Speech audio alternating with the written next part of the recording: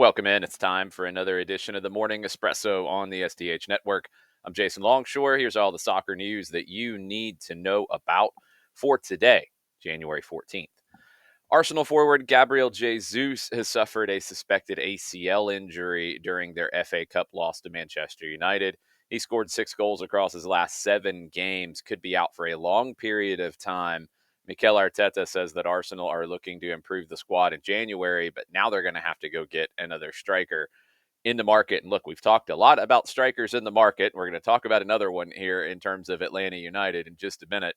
But this is a position that usually commands a premium, and this is a position that will see lots of competition in terms of getting deals done. So Arsenal jumping into that market with the injury to Gabriel Jesus. Milan, they are in the market. They are interested in a kind of striker in Marcus Rashford, winger slash striker, depending on where you want to put him. They're also interested in Kyle Walker. However, there are rules in Serie A about non-EU signings. Brexit, Great Britain, no longer an EU country. So Milan have a single slot left to sign a non-EU player. They can't create more, and they have to make a decision. Do they want Marcus Rashford, or do they want Kyle Walker? They can't sign both. Very interesting. Gonzalo Montiel, he scored the winning penalty in Argentina's 2022 World Cup final win. He is set to join Argentine club River Plate from Sevilla in La Liga. 4.5 million euro in that deal, and it should get over the line any day now. Let's stay in South America. Botafogo, they are the defending Brazilian champions. They are the defending Copa Libertadores champions. They had the season of a lifetime in South America last year. Well, they're getting ready to start their new season. They don't have a new coach. They've had 12 players leave. They have not signed anybody, and they owe players money. Yeah, not a good look. Thiago Almada is off to France and Lyon, a fellow club owned by John Textor. No reinforcements have been announced as of yet.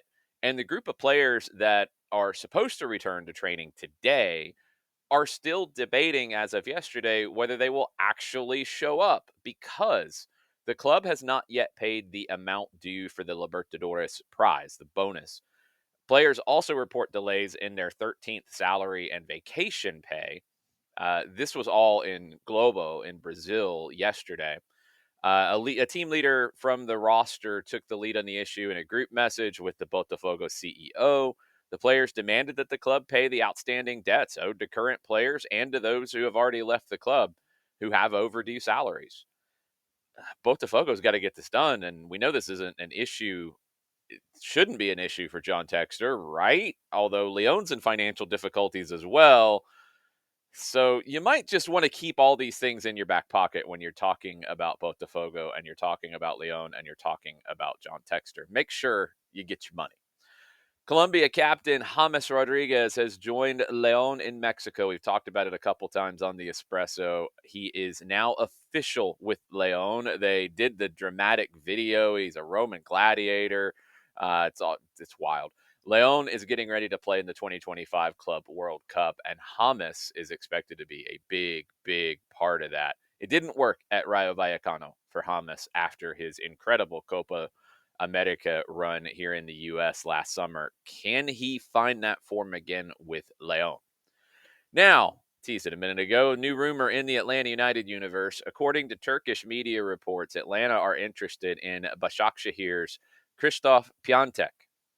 12 goals in 33 games for the Polish national team. He's a current teammate of Bartosz Slisz and a former teammate of Mateusz Klich there.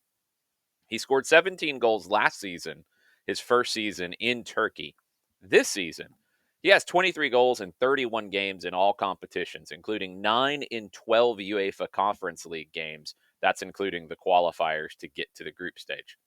He broke out at Cracovia in Poland, moved to Genoa in Italy, took Serie A by storm, then had a big money move from Genoa to Milan, was only there for a year, then went to Hertha Berlin in January of 2020. Hertha loaned him back to Fiorentina and to Salernitana, and he kind of lost his way a little bit before the move to Başakşehir. Reports have the move as a 10 million euro transfer.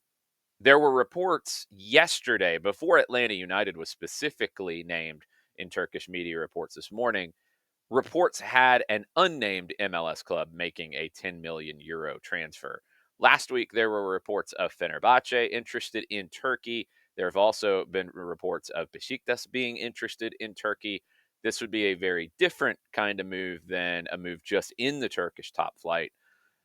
Very interesting. He's in incredible form, and he's been in incredible form multiple times in his career. He's the leading scorer in Turkey right now.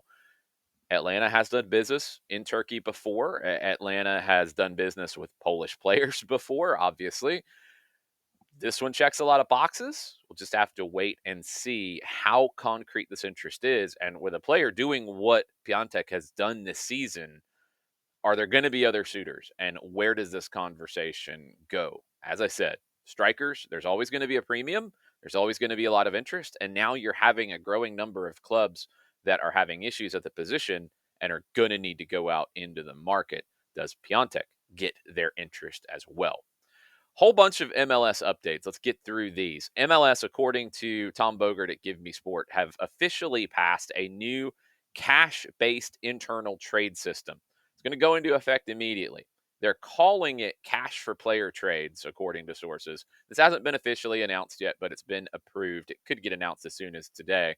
That's usually the timeline for these sorts of things after it gets reported. Teams can essentially spend transfer fees on players within MLS. That's never happened before. It's always been purely general allocation money that has moved club to club in MLS, or draft picks or players, or what have you. Clubs will be allowed to acquire up to 2 players and trade away up to 2 players per year for cash within the league. You can still do the GAM and other assets to acquire players as well. That's separate. 2 players that you can acquire cash for player, 2 players that you can move cash for player. The amount of cash has to be disclosed in the release. That's starting to become more significant as we get into this. The general allocation money amounts are being disclosed. This is a good step for MLS. Also, players who are either designated players or U22 initiative players must remain at their new club for the duration of the current contract. Now, my question would be, inside MLS, that makes total sense. If an offer comes from a league outside of MLS, a team outside of MLS, are you not allowed to sell in that case? That doesn't make sense. So my guess would be you can't move a player multiple times on the same contract in a cash for player trade, but externally, you shouldn't be affected by that. According to sources, and this is from Tom Bogert at Give Me Sport, Evander of Portland and Luciano Acosta of Cincinnati are 2 players likely who could be the first in this sort of cash trade situation. The agreement has been approved by the MLS Players Association. New rule will be announced soon, but it should be functional today, now, and be very curious to see who breaks the bank the first time. All right, reports out of Philadelphia have FIFA temporarily banning the Philadelphia Union from registering new players. Don't have all the details on this as of yet. MLS clubs have been on this list before. I think it was last about a training amount of compensation that was due to a player who I guess had come up through a youth club or academy elsewhere and it hadn't been paid yet. That's always been a sticky situation for American clubs across the board. That got resolved. This should get resolved. There shouldn't be an issue for this. There shouldn't be a reason why Philadelphia is on there. If somebody messed something up, that needs to get fixed. But if it's something about the money not moving quickly enough, that also needs to get fixed. My guess is it will get fixed before MLS's window officially opens. Players can come and train and be ready for preseason, but the window to register a player doesn't open yet. This should be handled by then. I don't think it's going to be a story, but it is a minor one right now.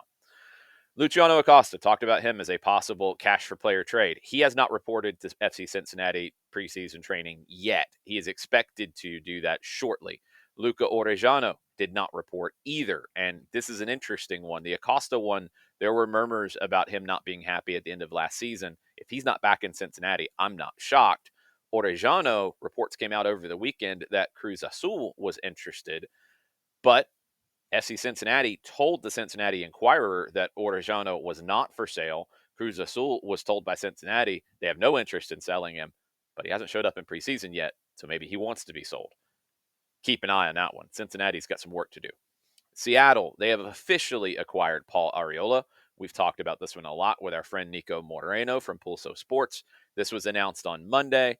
Up to $300,000 in conditional general allocation money and Seattle's first-round pick in next year's MLS Super Draft. Dallas will also retain a portion of Arriola's salary budget charge for 2025.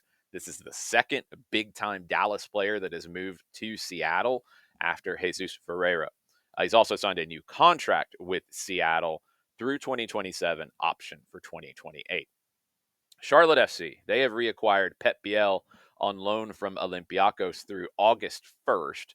He will not occupy a designated player spot in this deal. I think that's a good move for Charlotte. I really liked Pep Biel's quality, 2 goals, 3 assists in 11 games.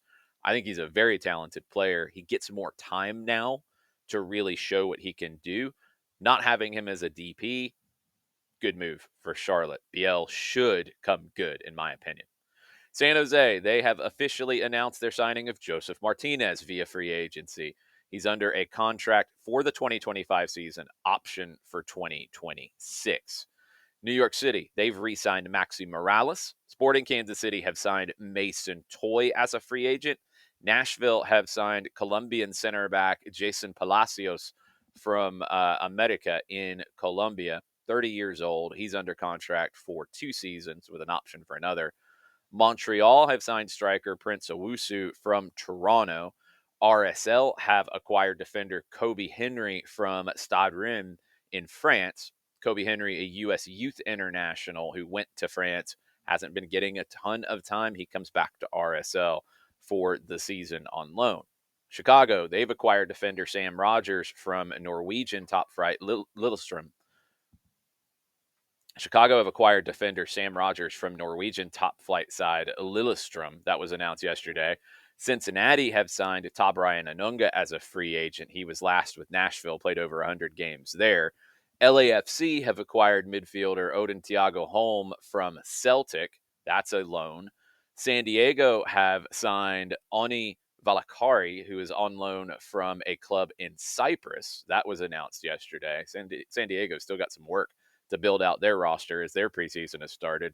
Vancouver, they have sold Deber Caicedo to Junior in Colombia. They retain a sell-on percentage. Toronto have sold Thiago Andrade, who they just acquired from San Diego in the expansion draft. So they're going to get something out of it. I think San Diego's going to get something out of it as well. Thiago Andrade goes to Cerezo Osaka of the J-League. And Sebastian Driussi and Coco Carrasquilla. These deals have not gotten done yet, but they're big transfers out of MLS. Driussi is still linked with a move to River Plate. Estudiantes tried to hijack it.